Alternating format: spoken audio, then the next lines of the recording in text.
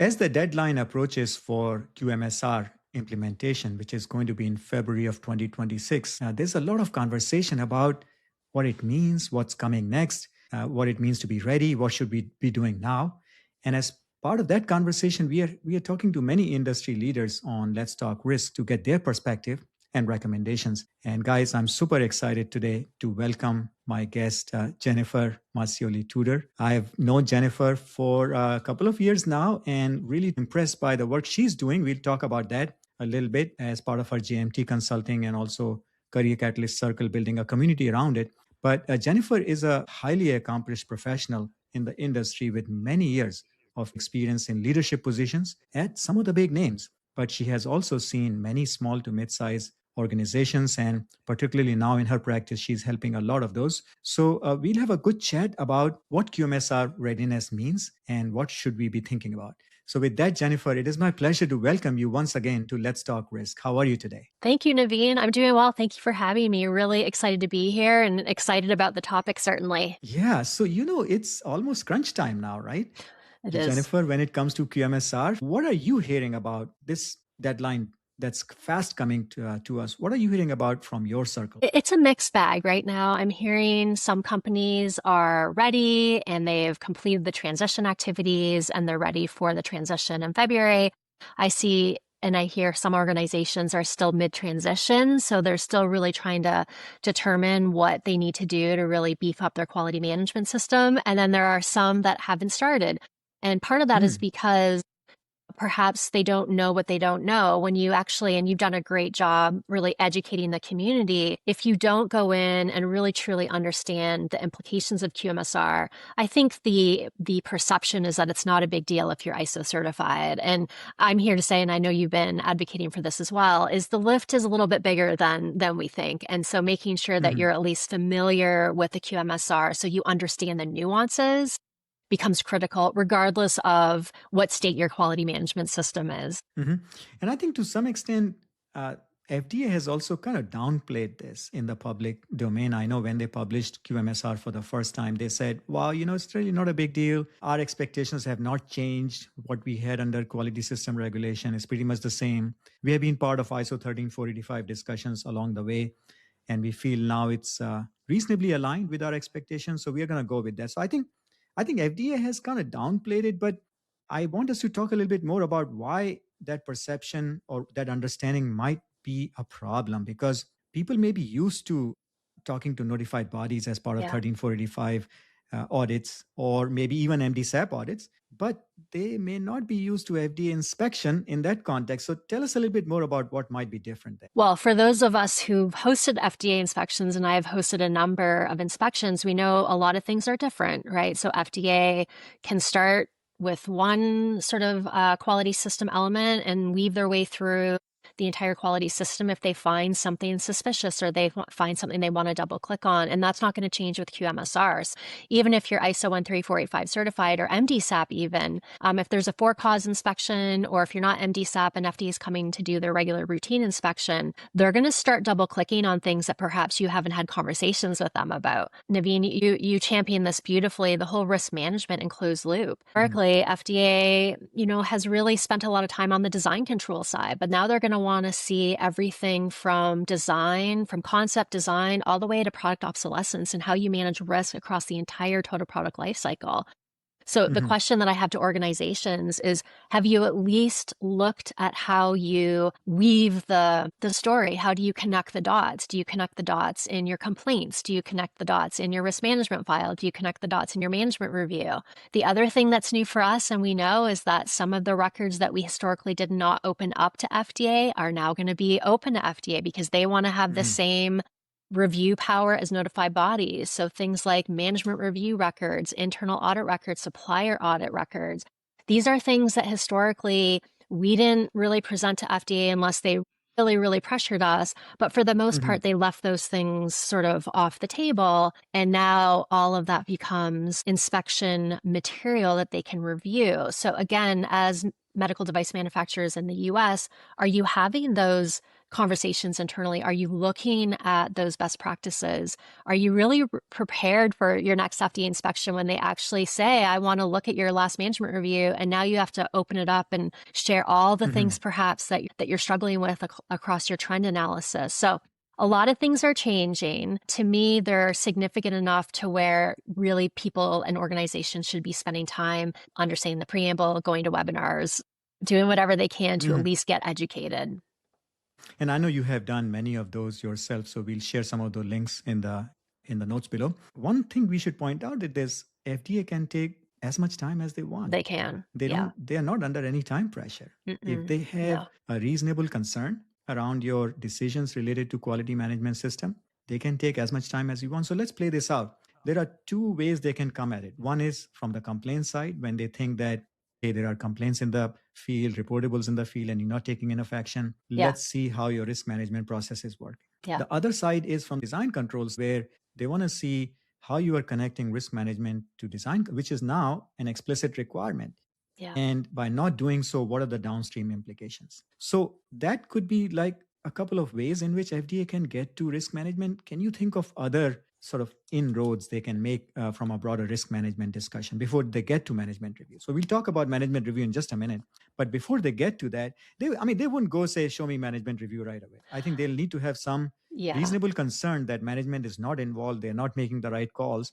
But how would they go about building that case? Can you think of a few scenarios? Yeah, absolutely. They can go in through any, what I consider nonconformance record, right? So you can have your standard nonconformance records, then that escalates to CAPA. So you can have your CAPA records, you can have supplier corrective action records. So now it's your supplier base that you're looking at. You can have, like you said, your complaint data. You can have your MDR, adverse event reporting data.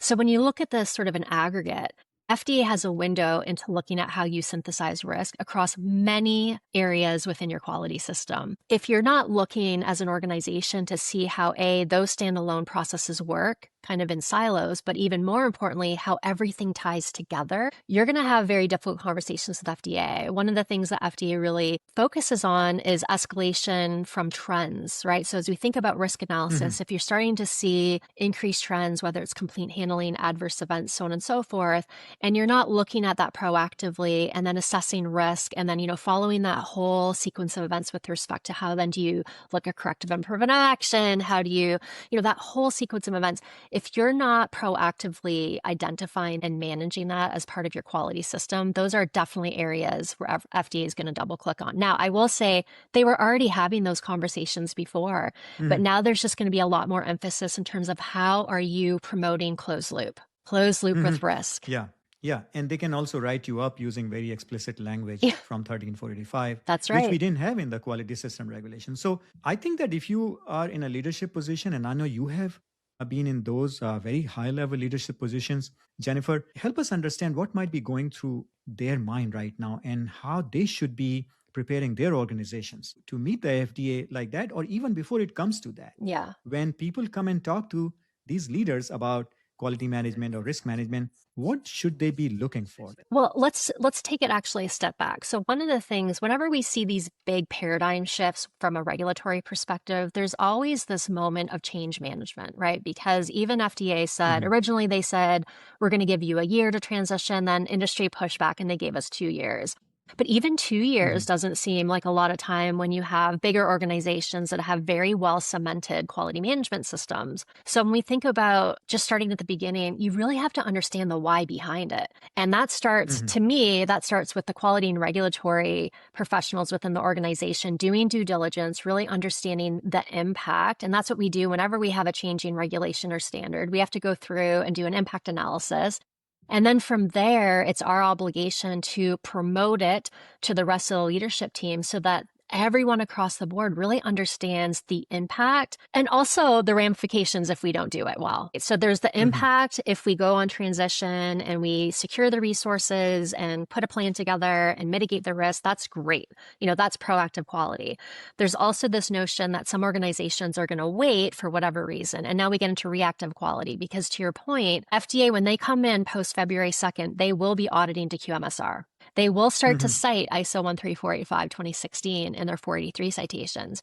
If you are not ready for that, you will be absolutely surprised. And then it's too late, because now what you could have done proactively pre-February 2026 in terms of resource planning, mitigation, now you're forced to do it, because FDA is going to hold you to making sure that you've mitigated everything according to their liking, right? So it's sort of like you pay now or you pay later, but the message needs to be crystal clear to leadership. This is not a nice to have. This is a must have. This is a huge transition for our industry as a collective. And we owe it to organizations, we owe it to ourselves to do our due diligence, just to make sure we can present something at time of inspection to show that we did our analysis to understand the impact of the organization. And I also think that leaders, at least in the quality role, mid to senior level leaders, will need to become very good at picking up signals of poor effectiveness in their QMS. Don't wait until a CAPA is ineffective, or don't wait until you receive news for another CAPA which is similar to one in the past,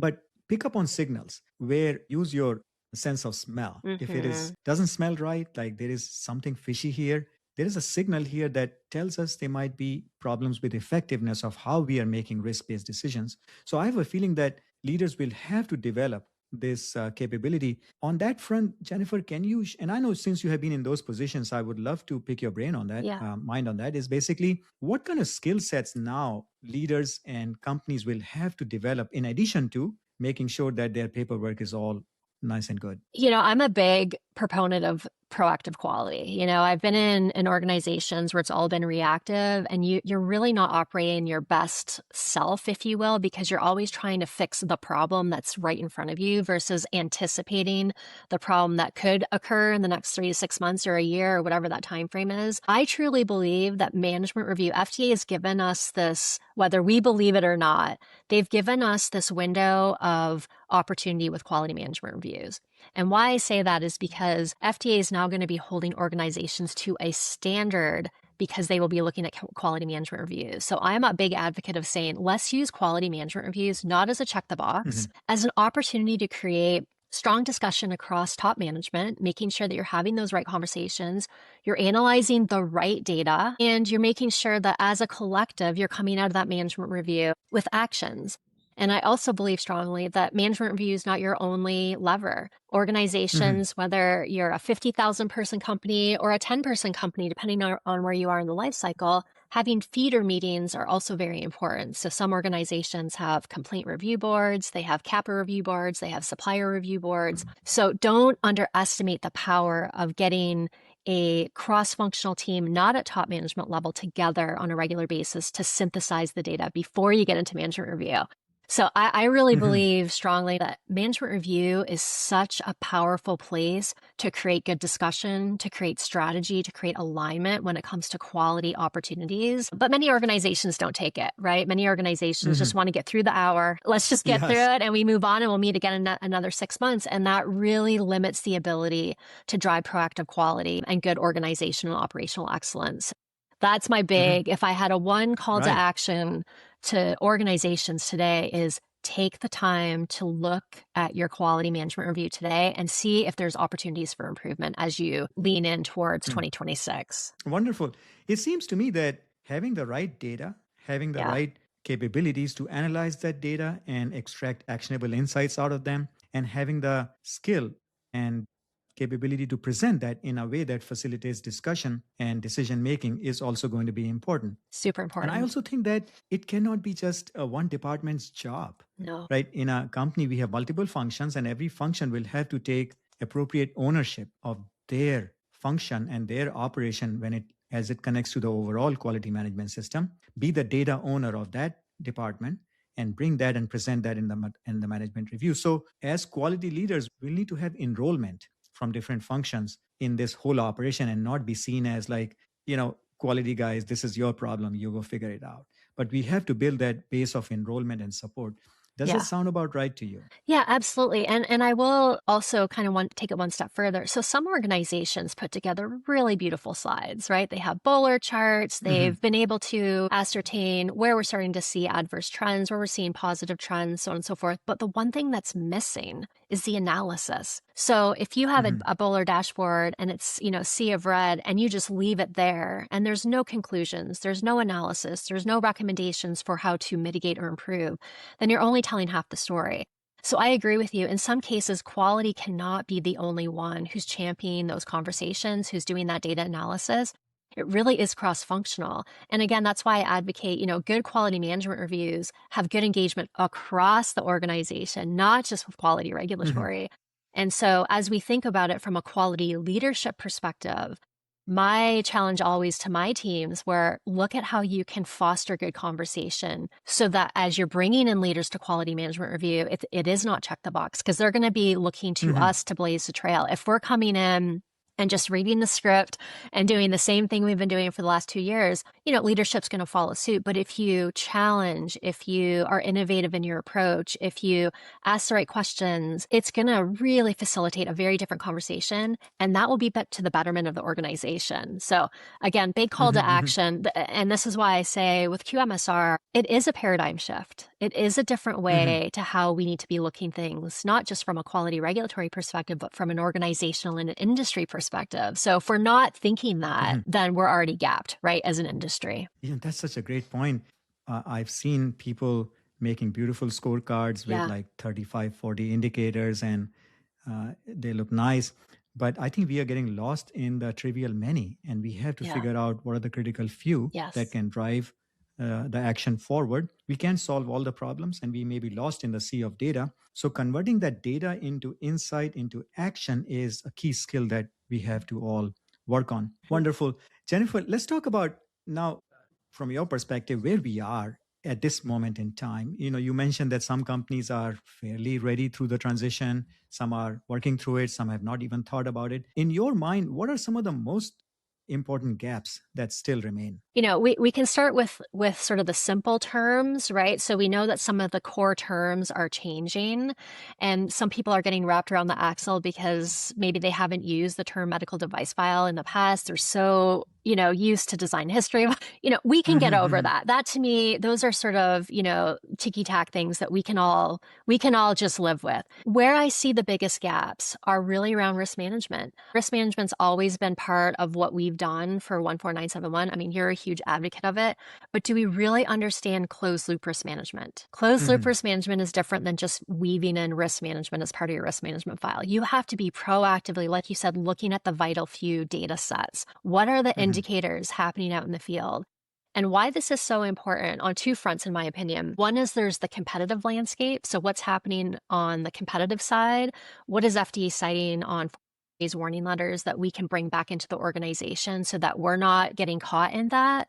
And then the other thing is just ourselves looking proactively at looking at where we can continue to reduce any trends, looking at data set in the field. So these are things that if you're not doing that, it's not part of your culture. This is going to be a pretty big wake-up call, I think, across the industry. Because again, FDA is going to be looking at those dashboards now. Right. So all the things we just talked about, and they're going to be looking at those dashboards saying, well, gosh, you have 4 different thresholds that are beyond your tolerance limit and you haven't done anything. Talk to me about this. And then, what started out as a 2-day inspection ends up being a 2-week inspection. So these are the implications on the FDA side that we need to factor in, because these are very different than what we've seen on notified body, right? They can't do that. That's an interesting perspective and very accurate, because I see this as a 2-part problem. The first part is really the operational side of it. We are not used to addressing risk in a systematic way.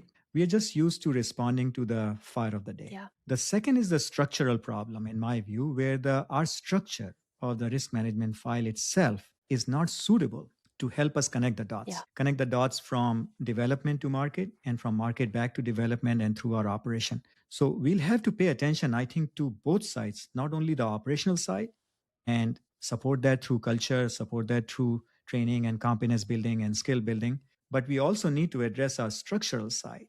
That's how I look at it. Jennifer, do you have any additional perspective on this? I think you've hit the nail on the head. One of the things that needs to be true, and it should have been true before QMSR, quite frankly, but what needs to be true more now than ever is that you are looking at your total product life cycle. So no longer can operations sit in a silo and say, we've seen an increase in our NCRs during incoming inspection or during in-process testing or final acceptance testing, and keep it there. No longer can the complaint handling or post-market team say, well, we've seen this influx of complaints and we're going to keep it there. We need to make sure that we're collectively looking at all the data to understand what's happening with the product quality. And that's, I think, what you're alluding to. You know, we've been so focused on compliance. Like, can we make sure that we're compliant to the regulation, which is obviously part of the equation, but we also need to take one step further and say, how are we doing from a product quality perspective? And then even taking it one step further is from there, how do you look at risk across both of those verticals, across compliance and product quality? That's the level of detail that we really need to be moving towards as we enter this new uncharted territory with QMSR for, US-based manufacturers. So the first thing we need to do really is to make sure everyone understands the language of risk. Yes. I've seen a lot of confusion in basic terminology. People don't understand those terms and don't apply them correctly. They mean to do the right things, but the language doesn't exist. So everybody should understand the language, but then there should be also some deeper expertise in applying those principles and requirements in practice. Yeah. So I know we have covered that in quite a lot of detail, Jennifer. One of your, I think, specialty is in helping companies get ready for an audit or an inspection. So let's talk a little bit more about that. Let's say it's mid 2026, FDA still has not come to your door, which is a good thing, but they can come at any time. What should leaders be thinking about in terms of, let's call it inspection readiness, because let's not worry about audit readiness, but inspection readiness, because that is bigger vulnerability, I think. We always need to be inspection ready. And we've heard this sort of philosophy coined many, many times. And the best organizations already have everything prepped and ready to go. Obviously, there's going to be some things we don't know when FDA comes in, right? So depending on where you sit from a compliance perspective, if you're MDSAP certified, if FDA is coming to visit you, it's because it's for cause in the US. If you're not MDSAP certified and FDA is doing a routine, there's certain things that they're going to look at first and foremost. To me, when you think about readiness, it's really understanding the current state of the union. So we know that the landscape is shifting. So how does that affect the organization? I love what you said earlier is really building bench strength. So quality and regulatory cannot be the only advocates.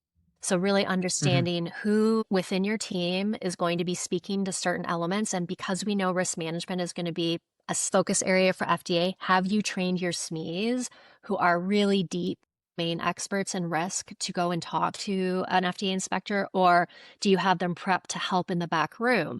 So all of this is to say it's not necessarily always on your process, what I mean by quality processes, but what you said around operationalizing it. One of the things that I think some companies do really well is if FDA were to show up tomorrow, everyone knows exactly what their role is. Like everyone assumes the role. The back room's ready to go. The front room's ready to go. All the tools and systems are already locked in, and the setup takes very little time. And what that translates to FDA is this team's organized. This team knows what they're about to do. So even if you don't have all the documentation perfectly ready, you still have some things you need to prep, at least from an optics perspective. FDA saying, well, at least we know that they know what they're going to do. Like they know how to structure and organize in preparation or in readiness for an inspection. So don't underestimate the preparation activities. And again, it's not just on making sure your CAPAs are good or MDRs are good or design history files. The people need to know what their roles are as well. So two things come to mind as I listen to you talk about this. The first is the mindset. Yeah. I think inspection readiness is more of a mindset than just putting all the paperwork together. It's a mindset of being ready to anticipate this high stress situation. It's a good reason for why this high stress, understanding your vulnerabilities and addressing them. And the second thing that comes to my mind is practice. Yeah. You can't show up to the ball game without having practice. Yeah. You got to have some practice. So do some simulated, get somebody from outside who can do this work for you and help your team go through that simulation exercise. Are you ready? Are you really ready? Because you are right. The biggest mistakes are made, I think, when you're caught by surprise. Yeah. That's where the biggest mistakes are made. So what a wonderful, insightful conversation, Jennifer. As we come to the close of our conversation today, let's zoom in and try to prioritize, try to help people prioritize, because there's a lot to digest. Yeah, there is. And we don't want people to feel overwhelmed. Yeah. How would you advise them to prioritize this transition? How, especially from a leadership point of view, how would you recommend that they start to think about this and prioritize top 2 or 3 items on their agenda? First and foremost, if you haven't already, make this a goal and objective. Make this a company strategic initiative or make it part of your quality objectives so that you're actually tracking to it officially across the organization. Because if you don't have that sort of codified in what you're tracking, then it's really hard to continue to drive to a program that's not really getting visibility. So fundamentally, make sure that you're weaving it into a strategic imperative across the business. And then to me, it's pretty simple. From there, you do a gap assessment, and there's a lot of really good, useful free tools out there, by the way, that you can obtain really relatively quickly. So do your gap analysis, understand what you need to do to basically mitigate the gaps, and then put a quality plan together. Because most importantly, some organizations, maybe they won't be completely transitioned by February 2nd, but if FDA comes and you have evidence that you've done your assessment, you have a mitigation plan in place, you're well underway with your transition planning, you'll at least get credit because you've self-identified the areas that you need to go optimize. If you don't have any of that data, then you're leaving it to chance. So those three things to me those 4 things are the most important. Make sure you put it as part of your quality objectives, understand the QMSR requirements, even at a high level, do your gap analysis, mitigate the gaps, and then make sure you close the loop in management review to share, here's the status, here's where we are, again, so that you're getting credit for all the work you're doing. And then when FDA comes to visit you, you can very easily show them your strategy behind the QMSR transition. And I think we should also emphasize that this is going to be a whole of organization team effort. Yeah. It's not going to be just on the quality department, but whole of organization. So what I would just add to your perfect suggestion is make sure the goals and objectives are flowing down, are cascading down to all levels of the organization. Make sure everyone understands their role and make sure you have helped them identify the gaps that they would need to overcome. And in that context, very briefly, I want to talk a little bit about the work you're doing building the community, which is just an amazing thing in my mind. Is you help provide an opportunity for people to engage in a very informal way, hear from experienced folks, and get a chance to get to know each other. I don't think it's going to happen by itself. People need support, people need help. So tell us a little bit about the Career Catalyst Circle and how folks can benefit from that. Yeah, well, first of all, thank you for bringing it up. Just by way of background, I was in corporate America my whole career until about 2.5 years ago when I transitioned to consulting full time. So I've had the privilege of just meeting with so many different people in different career phases. And one of the things that I noticed is we need to build community. There's a lot happening in our space, whether you're still sitting in a corporate role or transitioning to a solopreneur role or doing something innovative.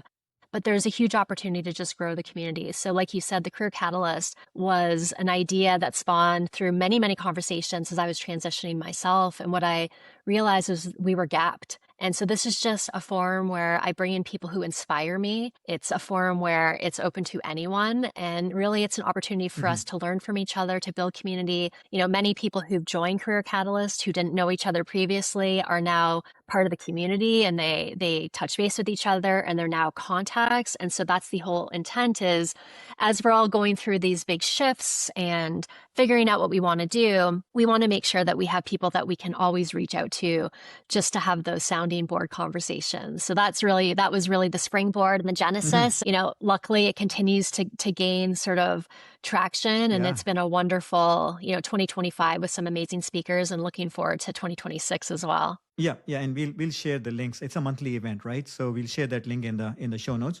But the point here is this: I think that people who show up to these Career Catalyst circles will be exposed to new ideas and new networking opportunities beyond what they are exposed to today in their direct company environment. So let's think about that. If your company, if your leaders are not having these conversations like we just had, you have an opportunity to initiate that conversation on your own when you hear something like that in a community conversation. You have an opportunity to take a leadership role, and now you also know resources you can reach out to in case you need more information, in case you need to bring in somebody from outside, get some referrals. So I strongly encourage all of us not wait for your leadership to tell you what to do, but to reach out and take control of your own career, your own leadership potential. And forums like what you are running, what you are leading, Jennifer, are a great opportunity. So Jennifer, thank you so much for sharing your insights again in this conversation. As we close, do you have any closing thoughts and comments for our viewers. First of all, Naveen, thank you so much for being a cheerleader and a champion across our industry to make sure that we're all aware of things that we need to do. But I think fundamentally, like I said, let's move from a reactive environment to proactive. The organizations that really lean into driving proactive quality and thinking about the next 3, 6 months, a year are the ones that are always going to be ready for the next big thing, because QMSR is just sort of one thing that's happening. We can anticipate and expect other big changes over the course of the next couple of years. So it's how we deal with it today that really sets the stage for future changes that happen across our industry. So stay in that proactive quality space. And change is both a challenge and an opportunity. And that's where we demonstrate our leadership. So, Jennifer, thank you so much again for taking this time and sharing your insights with us. I wish you all the best. And hopefully, we'll have more conversations like this when we get to know a little bit more about how QMSR is working in the industry. And you work with a few more clients and help us understand some of the best practices and also challenges. I would love it. We would love to have that opportunity. I would love that, Naveen. Thank you so much. Really appreciate it.